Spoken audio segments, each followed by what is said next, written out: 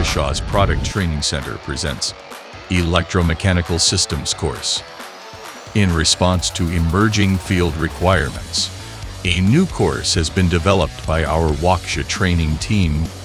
Electromechanical systems integrate mechanical, electrical, and control technologies to create powerful solutions for engine applications.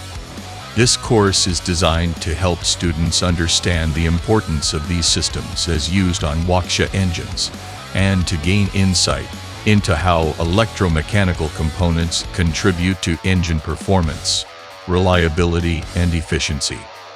During this 4-day course, students will learn about the design, operation, and maintenance of systems that convert electrical energy into mechanical motion or vice versa, including electric motors, sensors, actuators, and communication systems. The skills and knowledge learned in this course will prepare participants to more effectively troubleshoot, optimize, and maintain Waukesha engines, improving uptime and reducing operational costs.